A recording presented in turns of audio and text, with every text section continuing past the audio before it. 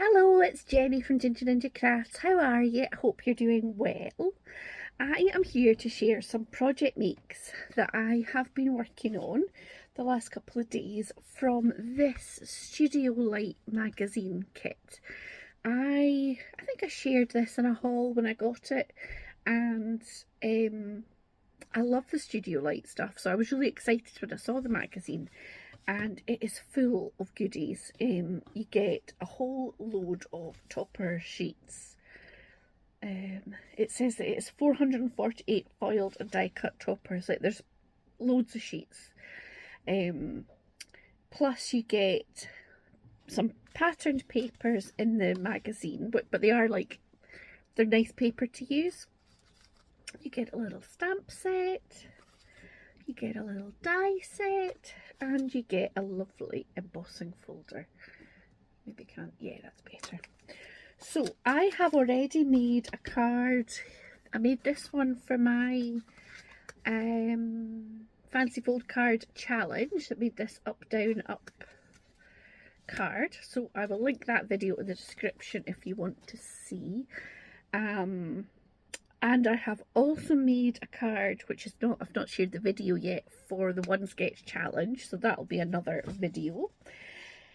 But what I did was, I loved looking through this magazine, partly because I knew two of the people in it. So lovely Katerina and Lisa. So that's Create with Katerina and the Crafting Diva. They both have done commissions in this magazine. And their projects are beautiful, but I also just loved all of them. So what I've done is I've sort of recreated some projects that I saw. So we'll see who comes up first. Katerina, and Katerina did a video just, I saw it just the other day, yesterday I think, where she shared these cards. But I really loved this one here. So it's got the sort of inky embossed bit and then a panel to match, which is stamped with the same colours. So I went with pinks and purples and I made this. So I've embossed it, no, I inked it and then I embossed it, and then I stamped the little foliage stamp up the side, and I did it as a square because I love square cards. And then I just popped a little bit of vellum on with the Celebrate and some of the butterflies, and I added a couple of little sparkly gems. So that is my first one, and that was inspired by lovely Katerina. It's so exciting. I mean, it must be exciting to see your own stuff in a magazine, but I dare say that'll never ever happen for me. But don't put it up and think, oh, I know that person. Fabulous. So then, honestly, there's so many beautiful makes in this magazine, but I'll leave it to you. This one is by Anne Nordmans, who I think works for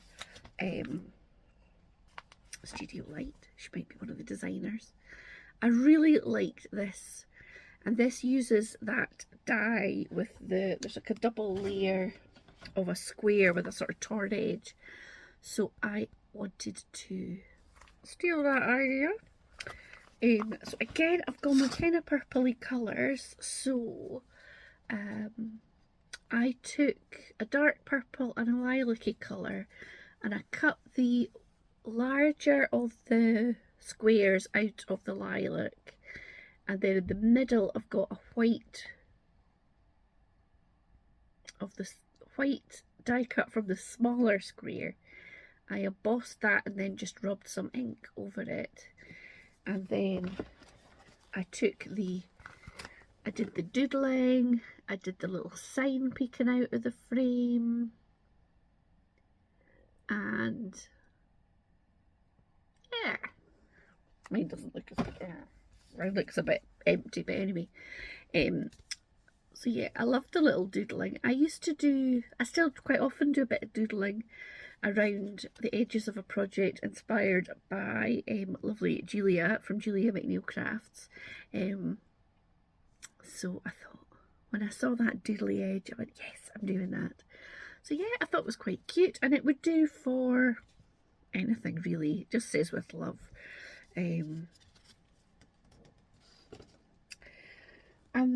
then the last one is inspired by lovely Lisa, and I was very jealous of these little brown birds. I think they're like wee sparrows. We didn't get those, or I didn't get those in my box. I presume maybe the people doing the commission got a few extra goodies, but I loved the circle card shape with the little square frame on it, and the embossed as something on each corner. Loved it. So I made this one. So this is one of the birds that I got, and I popped a sort of hydrangea. I had a little bit sneaking out the side like Lisa did, and I don't know if Lisa did. I built up the frame. I think she maybe did. It looks like it might be raised. So I built up the frame. I think I had 3 layers there, and then I've got some, if you can see, I've got some little foam pads in, and I just added a little bit of sparkle because I kind of had to. And I wanted it to be big enough that the square kind of sits comfortably in the middle with the stuff around it. But I didn't have any larger than A4 card, so I think I learned this off either Katerina or Monica to cut. You can just cut them separately and then fold and stick it on and create a little hinge. So I did that, and then I've just chopped a little bit off the bottom because I like a rocker card, but I wanted that to just sit and not rock. So yeah, so that is my 3 cards inspired by 3 lovely ladies and very talented crafters. Have you got this magazine? Have you been addicted to it? I have, like, I feel like I've made quite a lot, but I've still got loads of it left, which is good. So I need to, I've got it all this is what I've still got left. Plus, what have I done with it? I've got this little lid which has got the embossing folder, the dies and the stamps, but also it's got a lot of the like scraps of papers, die cuts, and a lot of the little topper things that I have popped out as I've been going along. So that'll keep me going the rest of the year, that one. I'll probably not buy another magazine. I will. I love buying magazines. I love it. So yeah. I am trying to be a bit better because I get Simply Cards and Papercraft every month. I don't often treat myself to another magazine, but probably a couple of times a year I'll see something and think, oh, that's very nice. Oh, I better get that one. But quite often, the next Simply Cards and Papercraft magazine comes in and I haven't opened up the last one. Or I've opened it, I've had a flick through, but I've not made anything. So, like, I think more than a week ago,